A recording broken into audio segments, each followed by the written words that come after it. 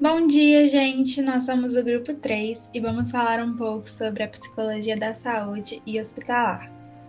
O nosso grupo é composto pela Bárbara, por mim, pelo Davi, pela Maria Rita e tivemos a participação especial do João, que saiu da UFMS, mas participou um pouquinho do nosso trabalho. Espero que vocês gostem. Então, primeiramente, a psicologia da saúde surgiu e foi capaz de se desenvolver em razão de uma necessidade na área de relacionar a saúde física com a saúde mental. E assim, entender como o profissional psicólogo pode contribuir com o bem-estar dos indivíduos e das comunidades. Se hoje a gente sabe como o comportamento das pessoas e o estilo de vida delas pode influenciar no estado de saúde, muito disso se deve ao trabalho dos psicólogos da saúde, que ajudaram a redimensionar o olhar do profissional da saúde, que antes era muito focado apenas em tratar a doença. Então, os psicólogos da saúde vêm com essa proposta de olhar também a vivência dessa pessoa, as experiências, entre outros fatores assim, que obviamente vão influenciar no estado de saúde dele, como, por exemplo, o gênero da pessoa, a condição social, o lugar onde ele mora, os hábitos culturais, a história dele. É importante destacar que o psicólogo da saúde, ele não nega a importância do trabalho do médico, do tratamento farmacológico, nem nada assim. Mas, na verdade, eles trabalham complementando esse tipo de atividade. Porque o médico, com toda a sua objetividade da clínica, ele pode deixar escapar alguns fatores que são determinantes para o estado de saúde do indivíduo. Falando um pouco da história dessa área, ela teve início em 1970, quando a APA, a Associação Americana de Psicologia, criou um grupo de trabalho na área da saúde. Em 1979, devido a uma expansão desse interesse pelo estudo dos fenômenos psicológicos, emocionais e comportamentais no âmbito da saúde, ela criou a Divisão 38, com os objetivos de avançar o estudo em psicologia sobre a saúde e doença e encorajar a integração de informação biomédica e conhecimento psicológico. É um fato importante que influenciou nessa época o desenvolvimento da área foi a evolução nos sistemas de saúde, o desenvolvimento de medicamentos que controlavam o comportamento dos indivíduos e as críticas ao modelo de internação vigente. Então, isso fez com que os hospitais psiquiátricos se enfraquecessem e esses serviços foram passados para hospitais gerais. Nesses hospitais gerais, esses indivíduos que eram especializados com pacientes portadores de doenças mentais, eles não apenas trabalhavam tratando essas doenças mentais, mas também eles eram solicitados como para resolver problemas relacionados à adaptação de qualquer outro tipo de doença, conversar com o indivíduo sobre as sequelas que ele teve. E é isso. Então agora eu vou falar um pouquinho sobre o objetivo da psicologia da saúde, que o principal objetivo seria compreender como os fatores biológicos, sociais e comportamentais influenciam na saúde e na doença. Além disso, a psicologia da saúde também busca contribuir para o bem-estar do indivíduo e da comunidade. Ela aborda todos os aspectos relacionados à saúde, seja ela física ou mental, e pode entrar em vários contextos com foco no paciente e profissionais. Também vou falar um pouco sobre as funções de ambas as áreas. As principais funções seriam amenizar o sofrimento do paciente por meio de apoio e aconselhamento. Também oferecer suporte emocional por meio da escuta empática, resgatar a subjetividade do paciente, devolvendo o lugar de sujeito que a medicina, que é uma ciência objetiva, lhe afasta, e preservando a autonomia, que também complementa essa ideia de resgatar a subjetividade do paciente. Agora o Davi vai falar um pouco sobre as 3 atenções básicas da saúde. Bom, a Organização Mundial da Saúde tem uma separação de 3 níveis de atenção na área da saúde, sendo essas, respectivamente, a atenção primária, a atenção secundária e a atenção terciária, por ordem de importância de atendimento. A atenção primária, ela propõe a prevenção no atendimento da saúde antes de um problema já estar estabelecido. A atenção secundária, ela já se considera quando um problema está estabelecido e se propõe a evitar que esse problema gere outros efeitos diferentes e adversos. A atenção terciária é quando o problema ele já está estabelecido também, mas tem-se um foco na diminuição do sofrimento e também em escalas maiores de atendimento que envolvem materiais sofisticados. Para poder trazer isso de uma forma prática, eu quero dar o exemplo do SUS. Como o SUS utiliza esses 3 níveis de atenção dentro de sua estrutura? Bom, a atenção primária no SUS ela é constituída pelas unidades básicas de saúde, pelos agentes comunitários de saúde, pela equipe de saúde da família e pelo núcleo de apoio à saúde da família. A atenção secundária no SUS é formada pelos serviços especializados em nível ambulatório e hospitalar. Sendo assim, um dos objetos de atenção secundária que o Sistema Único de Saúde utiliza é a ambulância, porque quando você já tem um problema estabelecido e a pessoa que está dentro da ambulância está sendo atendida, então o atendimento ambulatório ele se propõe a não estender a gravidade do problema que ali está estabelecido. Já na atenção terciária pelo Sistema Único de Saúde, você já encontra um serviço de alta complexidade, né, com conjuntos de terapias e procedimentos de elevada especialização. Alguns procedimentos que eu posso estar exemplificando, por exemplo, são procedimentos de cardiologia, de neurocirurgias, partos de alto risco, transplantes, entre outros que o SUS realiza. Tendo isso, a Bia vai agora estar mostrando a diferenciação, então, da psicologia da saúde e da psicologia hospitalar. Então, a psicologia da saúde é uma área mais ampla que a hospitalar e existe em outros países além do Brasil. A psicologia hospitalar, por sua vez, é um termo mais utilizado no Brasil. Pode ser considerada a parte da psicologia da saúde que trabalha com os processos de hospitalização. A psicologia da saúde foca mais nas atenções primária, secundária e terciária, enquanto a hospitalar foca apenas na secundária e terciária. Isso ocorre porque demandas primárias não chegam aos hospitais, uma vez que chegam aos hospitais apenas pacientes com doenças já instaladas. A atuação do psicólogo da saúde nas atenções primárias é por meio de promoção de comportamentos saudáveis, enquanto a secundária é por meio de consultas e internações e também por compreensão do processo de diagnóstico, no sentido de traduzir termos técnicos desconhecidos pelo paciente que está enfrentando a doença. Já a terciária abrange mais a atividade de reabilitação e cuidados paliativos. A psicologia da saúde é bem mais ampla, como eu disse, e pode ocorrer sua atuação em clínicas, centros de saúde, hospitais, ONGs, entre outros. Já a psicologia hospitalar ocorre apenas em hospitais. Na psicologia da saúde, a prática profissional exige especialização obrigatória em alguns países, enquanto na psicologia hospitalar, a prática profissional não exige especialização obrigatória. Além disso, essas áreas também diferem-se, uma vez que possuem distintas teorias psicológicas. E agora eu vou falar um pouco mais sobre a psicologia hospitalar. Próximo slide. A psicologia hospitalar refere-se ao local de atuação, ou seja, o hospital, e suas particularidades. Seu objetivo é auxiliar o paciente no processo de adoecimento, visando a minimização do sofrimento provocado pela hospitalização. O psicólogo hospitalar atua na tríade paciente, família e equipe. Ele atua com o paciente uma vez que o nível de estresse é muito alto, já que está fora de seu contexto social, ajudando a retornar à sua subjetividade e autonomia, e também auxilia com dúvidas quanto ao processo de tratamento, como, por exemplo, a tradução de termos técnicos que o paciente pode não entender.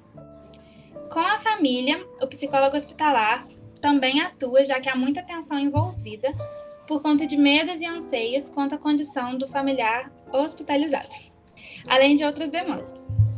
E com a equipe de saúde, o nível de estresse também é muito alto, relacionado ao trabalho, uma vez que uma cirurgia mal sucedida, por exemplo, pode ocasionar muito estresse na equipe de saúde.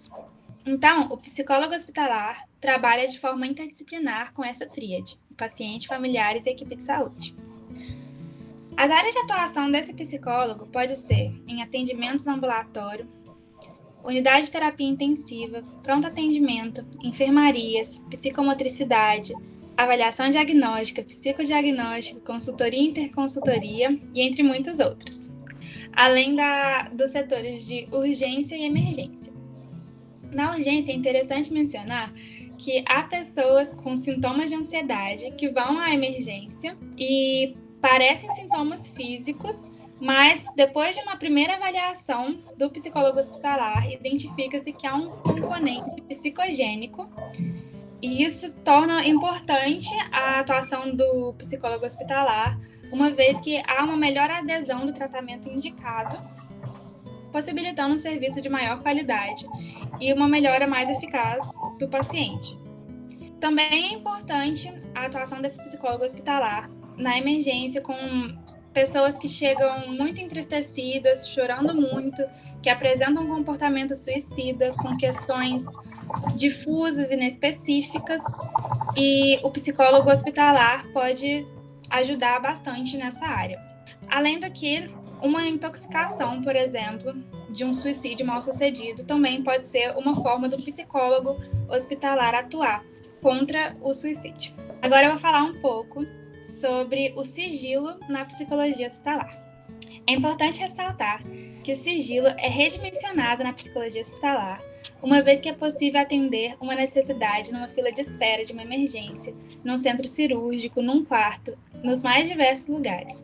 E essa consulta pode ser interrompida por médicos, enfermeiros e outros profissionais de saúde, que cumprem suas funções. Então, essa questão do sigilo e da ética é bem diferente do contexto clínico convencional. Por isso, é preciso adaptar o setting terapêutico para o ambiente que o psicólogo hospitalar se encontra. Então é isso. A psicologia da saúde é uma área mais ampla que a psicologia hospitalar, mas trata também dessa questão do binômio saúde-doença. Lembrando que a saúde, além de física, também mental.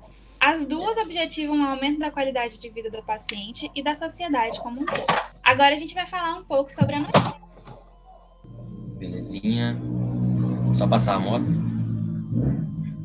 A notícia escolhida pelo nosso grupo leva o título de Além da discriminação e violência, população trans sobrevive aos transtornos psicológicos. Essa notícia ela tem o objetivo de expor como a violência contra a população trans pode levar ao desenvolvimento de doenças mentais, além de toda a gravidade que ela já causa em consequências físicas e até em consequências que levam a óbito. A notícia ela se separa em duas partes. A primeira parte é uma entrevista com uma travesti chamada Maria Fernanda, onde ela relata alguns casos de violência e algumas medidas psicológicas que ela tomou para poder lidar com esses casos.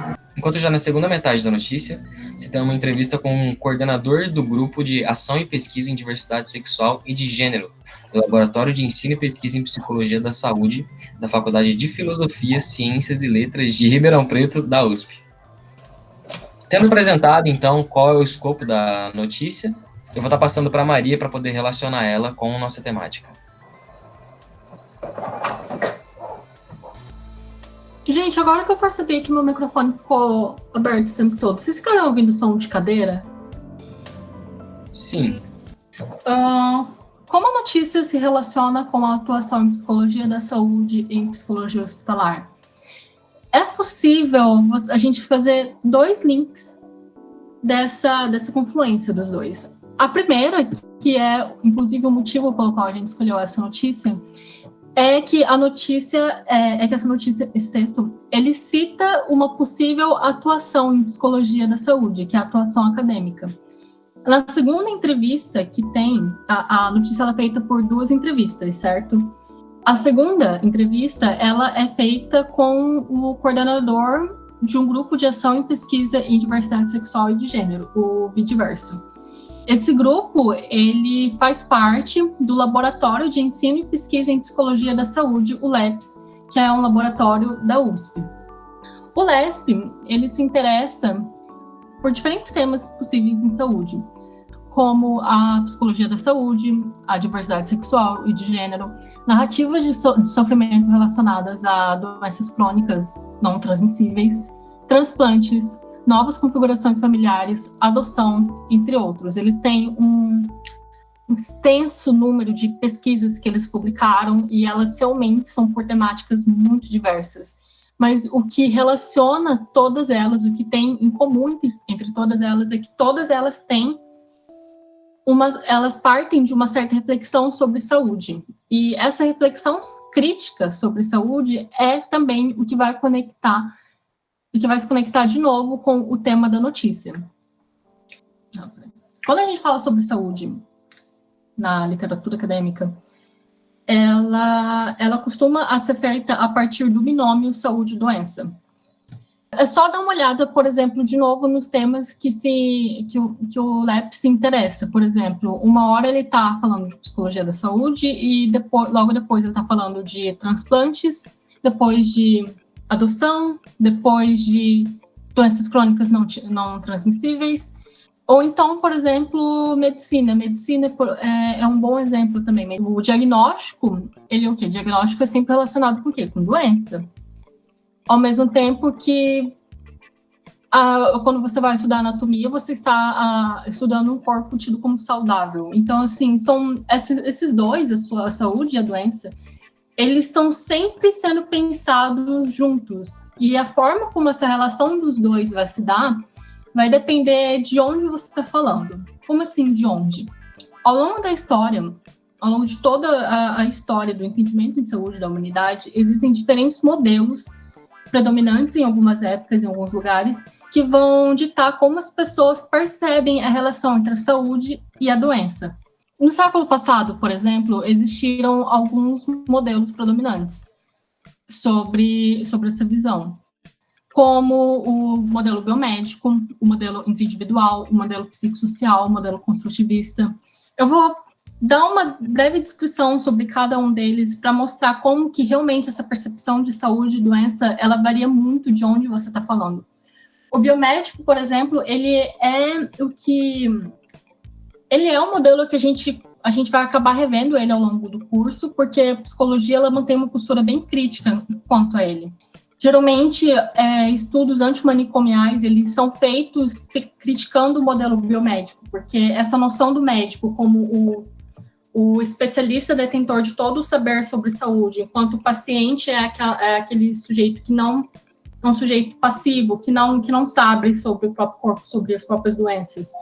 E a partir dessa divisão que é feito, essa relação, é algo que existem diferentes formas de você criticar ela. E, geralmente, em literaturas antimanicomiais, se critica isso dizendo que um melhor tratamento para pessoas com transtornos mentais, ele é feito retirando um pouco dessa hierarquia e percebendo o sujeito, o paciente, como ser humano, sabe? Não como uma criatura inferior.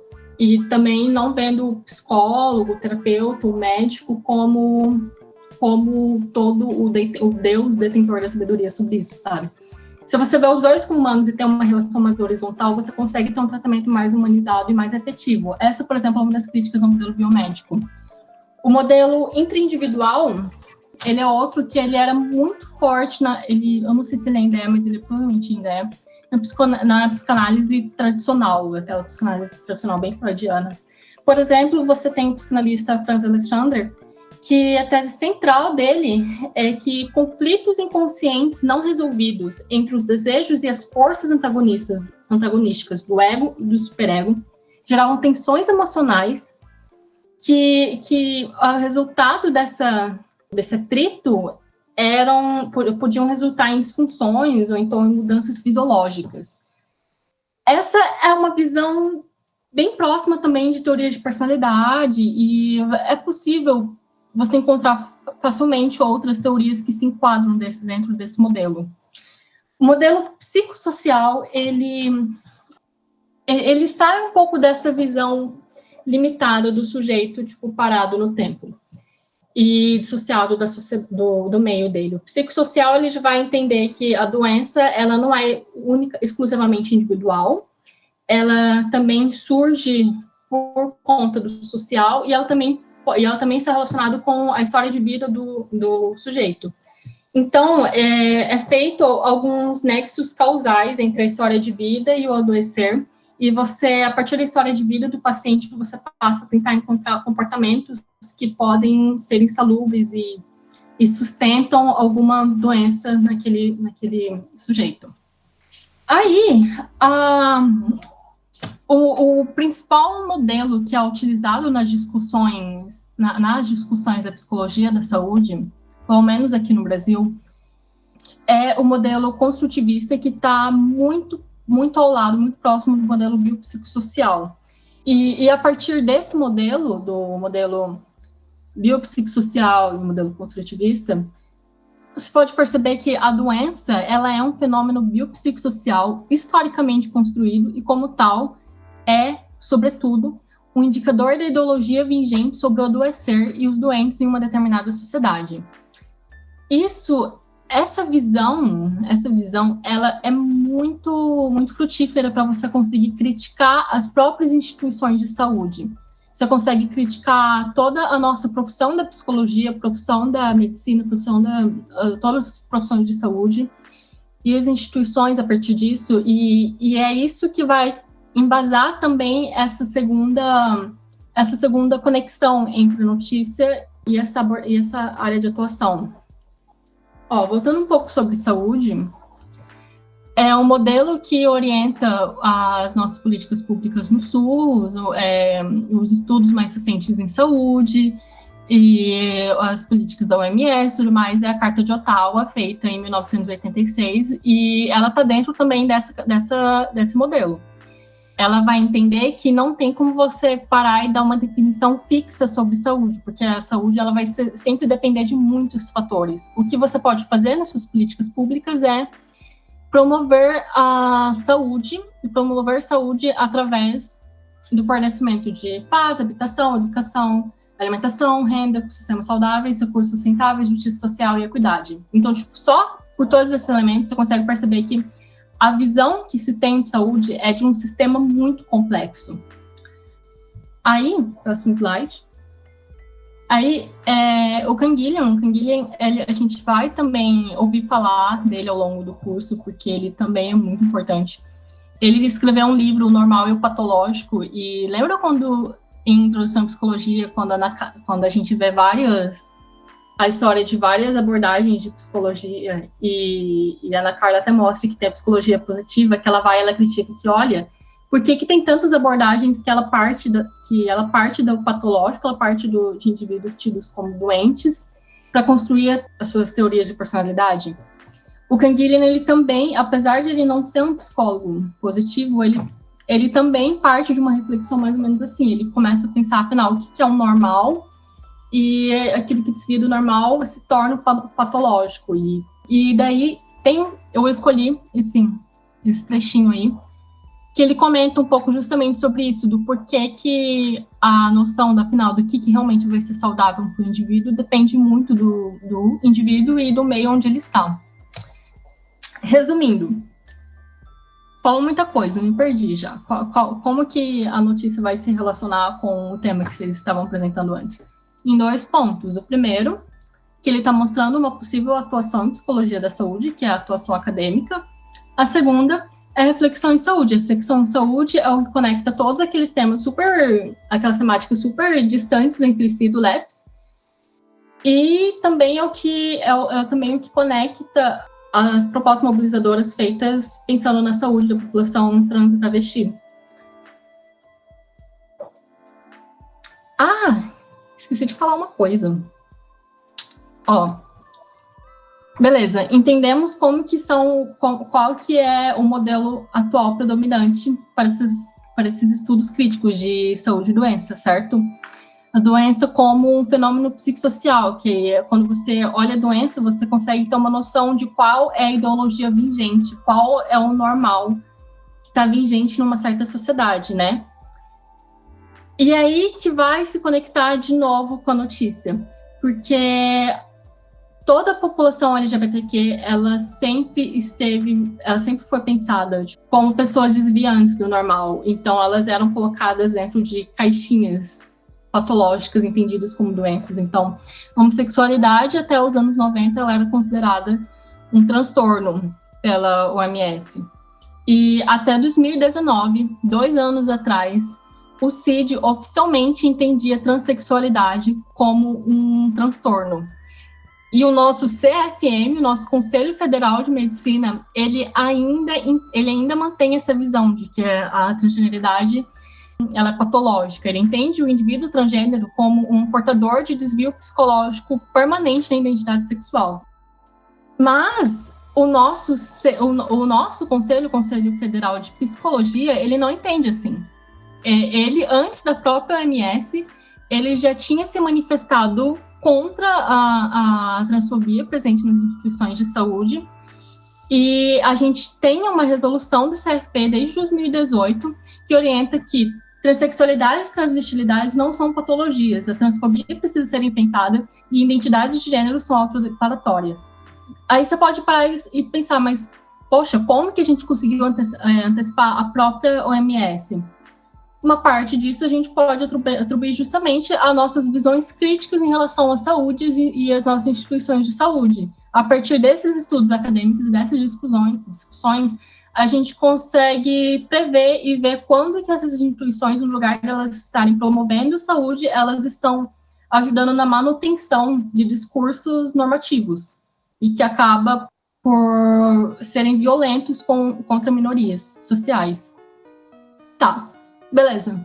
Falou. Já esqueci de novo como que a notícia vai se relacionar com o tema que vocês estavam falando. São 2 pontos. A notícia mostra um possível local de atuação, que é a carreira acadêmica. A atuação em psicologia da saúde, ela costuma ser em 3 níveis, e um deles é a carreira acadêmica, que é o que o segundo entrevistado faz. Ele coordena um grupo de estudos em gênero dentro de um laboratório de psicologia da saúde. O outro ponto é justamente nessa reflexão, que tipo, o principal interesse da crítica que a psicologia da saúde faz em saúde, ele pode ser exemplificado, ele pode ser demonstrado através das violências institucionais que são feitas contra minorias sociais, como população trans e travesti. Então, a reflexão em saúde, ela acaba sendo esse fio que conecta todos aqueles diferentes e variados temas do LEPS, do laboratório, e dessas propostas mobilizadoras que visam a promoção de saúde e apoio à população trans e travestis. Ok. Beleza. E tá, ok. Também já esqueci de novo, afinal, o que a psicologia da saúde e a psicologia hospitalar fazem mesmo. São 2 campos diferentes. A psicologia hospitalar é um campo nosso, um campo brasileiro, essa divisão não existe na gringa, que ela se refere ao local de atuação. É psicologia hospitalar porque você literalmente atua em um hospital. E para você atuar no hospital, você precisa ter algumas técnicas e habilidades para você conseguir trabalhar com os pacientes, familiares e a equipe de saúde que está lá. Então, todo esse conjunto de saberes, ele está concentrado na psicologia hospitalar. A psicologia de saúde é algo mais amplo. Ela parte justamente dessas reflexões teóricas que partem da atuação nas carreiras acadêmicas, a primeira atuação. Quando você percebe que a saúde e a doença não são coisas exclusivamente individuais, você passa a perceber a importância de ações coletivas. Então, o SUS e outras políticas públicas são todas atuações políticas, e essa é a segunda atuação, você elaborar políticas públicas. A terceira é que, justamente por ela estar falando de algo que é central a todas as abordagens da psicologia, que é a saúde, você consegue utilizar ela para conversar com diferentes abordagens. Então, por exemplo, psicanálise comportamental, elas são antagônicas, mas ambas se interessam com a saúde dos seus pacientes, certo? Então, com a psicologia da saúde, você consegue conversar com as duas, mesmo sendo antagônicas, e conseguir esse diálogo com diferentes abordagens da psicologia. Então, ela é meio que esse território em comum. Então, a partir disso, com essas reflexões, se você está atuando na clínica, você pode usar um pouco dessas reflexões para dentro do seu consultório, dentro da escola, dentro do hospital, de onde que for. Você pode usar essas reflexões na sua profissão. Tá, para finalizar, a nossa professora, Ana Carla Bonita, ela pediu para todas as pessoas que não estejam apresentando, para elas destacarem, né, pontos interessantes para a sua futura escolha de prática profissional. A gente pensou em alguns pontos que podem ajudar vocês a responderem essa pergunta. Então, são quatro pontos que vocês podem colocar. Vocês podem colocar outro além desses, mas, assim, esse aqui, para quem não conseguiu pensar em nada, vocês podem pensar nesses 4. Você compreende os 3 diferentes níveis de atuação em saúde, atenção primária, secundária e terciária. Então, conhecendo eles, você pode pensar, por exemplo, onde você vai atuar, ou então como funciona isso, pensando em formas de atuação e mobilização dentro desse sistema.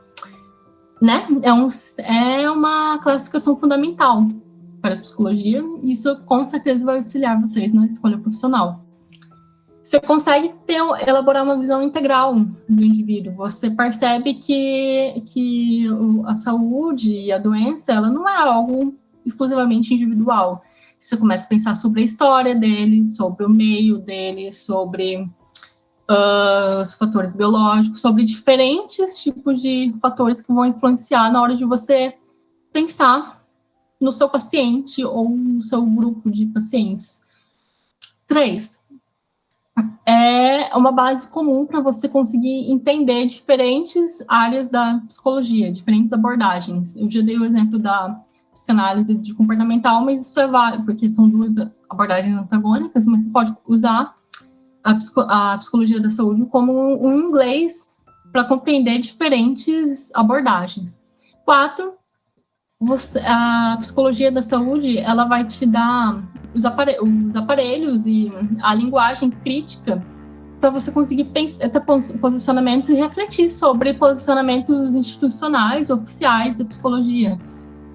E como um bom exemplo foi justamente esse que foi apresentado da nossa posição que antecipou do CFP, que antecipou a posição da OMS. Então, esse é um bom exemplo de como que esses estudos, eles te deixam eles te ajudam na elaboração de um pensamento crítico e de posições críticas da nossa própria psicologia. Último.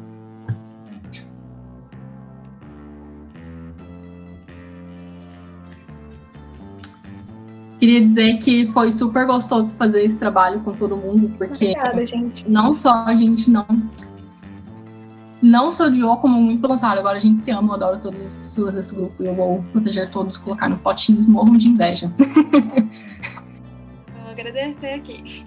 Muito obrigada, gente, pela atenção. Espero que vocês tenham entendido tudo. Qualquer dúvida, pergunta pra gente. Sim, pessoal, quero agradecer aí, certo? Obrigadão. É isso. Eu vou parar, então. Isso. Peraí. Que? Qual que vai ser a finalização? Eu acho que quando for chegar no final, você tem que colocar um áudio, assim, com alguma das músicas, faixas sobre drift. Eu vou parar, hein? Músicas pra drift.